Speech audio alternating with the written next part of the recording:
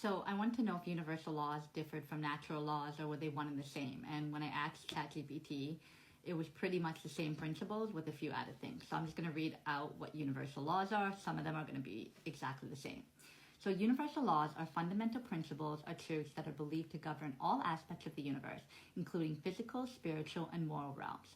These laws are often considered immutable and apply universally, meaning they affect everything and everyone, regardless of time or place. So again, it says universal laws, which are like natural laws, can be understood from various perspectives such as scientific, philosophical, and spiritual. So both natural laws and universal laws are immutable.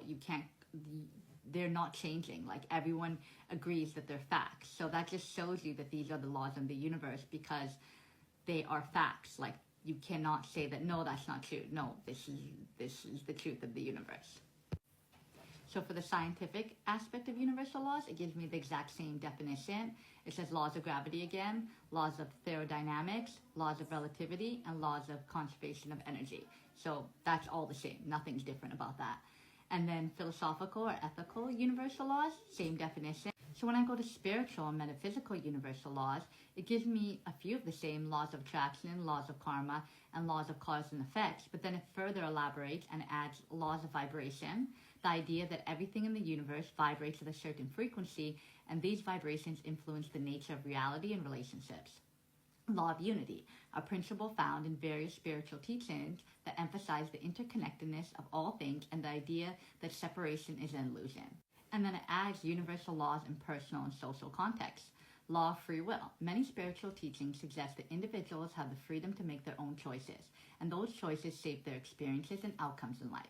Law of correspondence. This law suggests that the patterns repeat throughout the universe, often expressed as above, so below, as within, so without. It implies that there is a correspondence between the macro universe and the micro individual. Laws of polarity states that everything has an opposite, and these opposites are actually different degrees of the same thing. Hot and cold are both temperature. This law highlights the dual nature of reality and the importance of balance.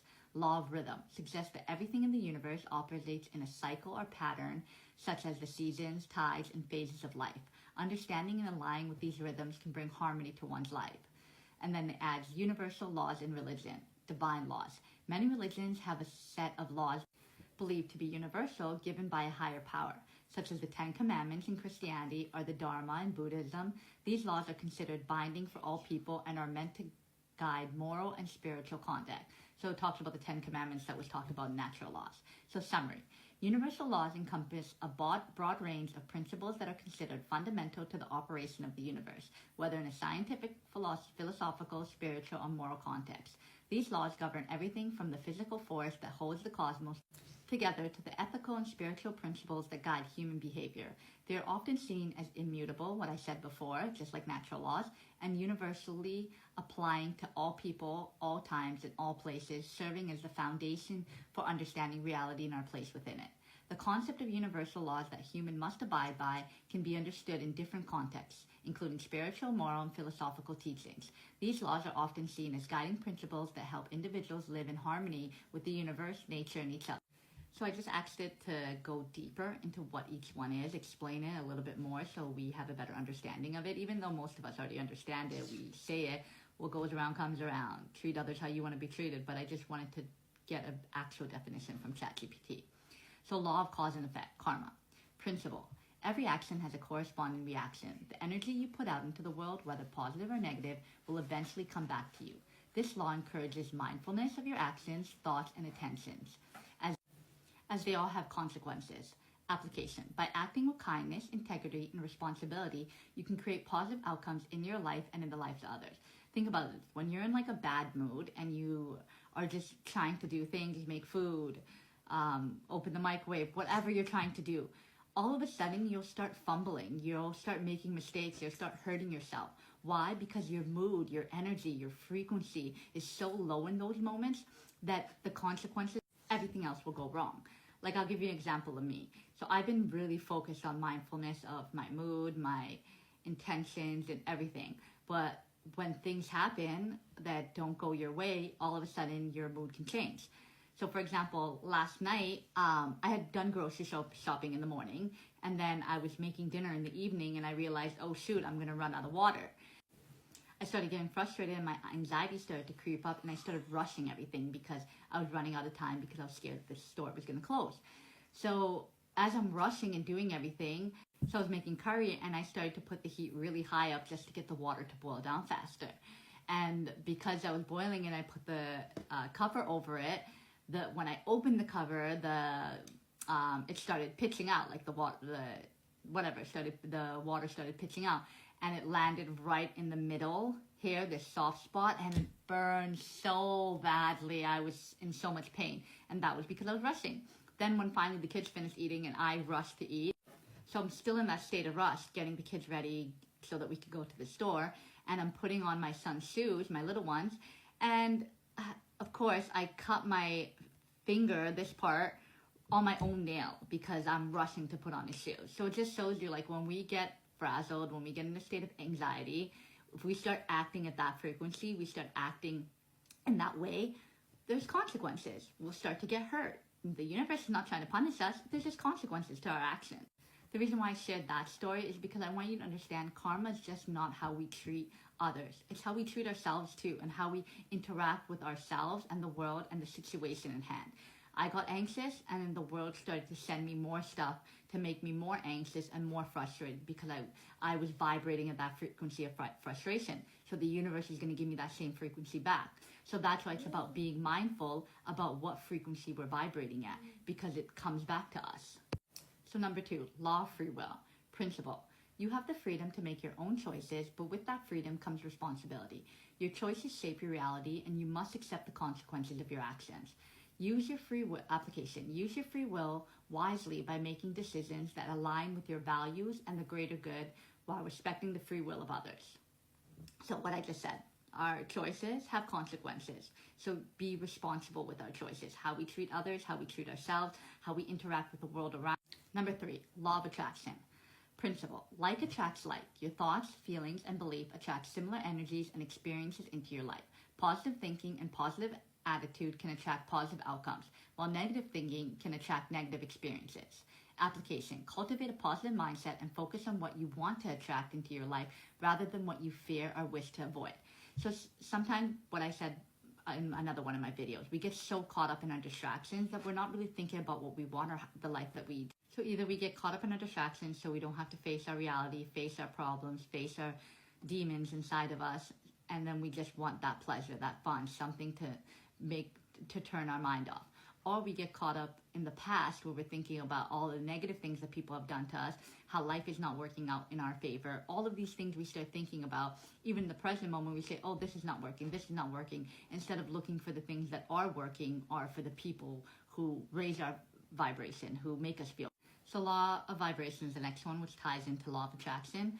So the principle is everything in the universe is in constant motion and vibrates at a certain frequency. Your thoughts, emotions, and actions have their own vibrations, which influence your reality. Application. By raising your vibration through practices like gratitude, love, and compassion, you can align with a higher frequency and attract more positive experiences. So changing our attitude, it's not just about saying affirmations in the mirror. I'm beautiful, I'm worthy, I'm this.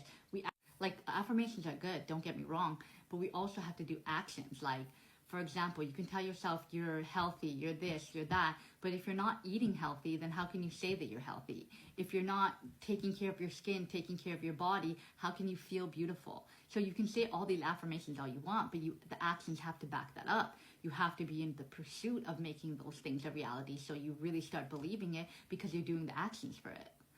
So for example, like, I haven't been making videos in the past few days, maybe in a week even, because I haven't felt the motivation for it. I haven't felt like I had something to talk about, and I haven't been really watching videos on learning because I've just been a place of rest. I was sick, so I need to get better, and I need to write out my manifestations, write out, this is what I want, this is where I want to go, and I need to really focus in and own in on my wants and who I want to be and all of these things, my values, all of that stuff. So I wasn't going to make a video this weekend, and I was just going to wait for that motivation to come.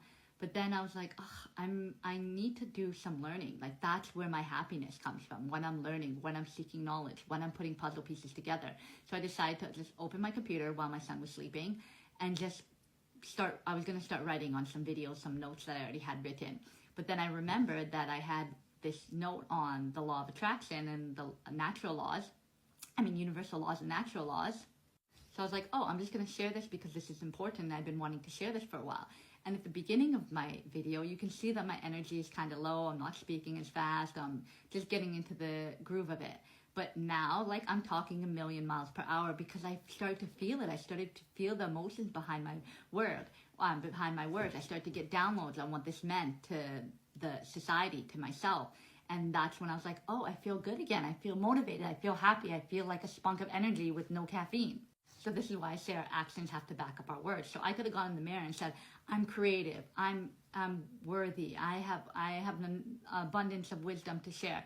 But if I didn't do any actions to try to get me into that state, then those words would have just been meaningless. So what I had to do was, even though I wasn't feeling it, I still opened my computer to do the bare minimum, and it ended up triggering something inside of me. So the actions have to back up your words.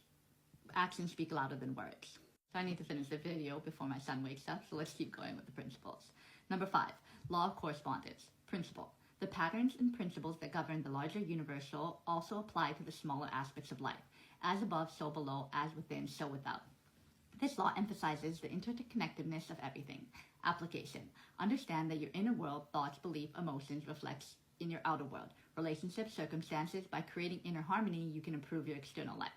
So that ties into law of attraction, karma, everything. Number 6, law of rhythm. Principle. Everything in life has a rhythm or cycle. There are natural cycles of growth, decline, and renewal. Understanding these cycles can help you navigate life's ups and downs with greater ease. Application. Learn to recognize and align with life's natural rhythms, whether they be nature, your emotions, or your personal growth. Embrace changes and trust the process. Just like a female's 28-day cycle, our seasons, the weather, everything affects our mood, affects how we feel, affects everything about us. So we have to pay attention to that, because sometimes we'll be like, oh my God, what's wrong with me? I was so positive yesterday. And then the weather is rainy and gloomy and we feel gloomy because of the fact of the seasons, the weather, what it's like outside. So just pay attention to that and just ride the wave. So next one, law of polarity. Principle. Everything has the opposite, and opposites are actually different degrees of the same thing. Light and dark, hot and cold, love and hate. All are polarities that exist to create balance in the universe. Application. By understanding that every situation has both positive and negative aspects, you can find balance and perspective in life's challenges and break both sides of every experience. Law of unity, oneness. Principle. Everything in the universe is connected. We're all part of a greater whole, and separation is illusion. This law teaches that what you do to others, you do to yourself. Application. Practice compassion, empathy, and love for others, recognizing that your actions impact the entire web of life. Seek unity and harmony in your relationships and interactions. Number 9. Law of reciprocity, the golden rule. Treat others as you would like to be treated. This principle is found in many cultures and religious teachings and emphasizes mutual respect and kindness. Application. Act with fairness, kindness, and integrity, knowing that how you treat others will influence how you are treated in return. Number 10. Law of responsibility. Principle. You're responsible for your life, your actions, and their outcomes. Taking responsibility means acknowledging your role in creating your reality and not blaming others or external circumstances. Application. Empower yourself by taking ownership of your decisions and actions. By accepting responsibility, you can create positive change in your life. I just want to pause and talk about that one, because accepting responsibility is so important. Seeing both sides of the perspectives, and then seeing the third perspective as well. Because when we just blame, and we don't see our role in the matter, even if the person was really wrong for the majority of the part, we did have a role to play, whether it was staying in that situation, whether it was not speaking up. There were so many things that we have to take responsibility for how we should have acted in certain situations. Law of balance. Principle. Balance is essential to harmonious life. This law encourages moderation and equilibrium in all aspects of life: physical, emotional, mental, and spiritual. Application. Strive for balance in your work, relationships, health, and spirituality. Avoid extremes and seek harmony in all areas of life. Law of divine order. Everything happens in divine timing and according to a higher plan. Trust that the universe operates with perfect order, even if it's not immediately apparent. Application. Practice patience and trust in the unfolding of your life. Understand that challenges and delays may serve as a higher purpose and that everything happens for a reason. So I think all of us struggle with patience and struggle with believing and having faith.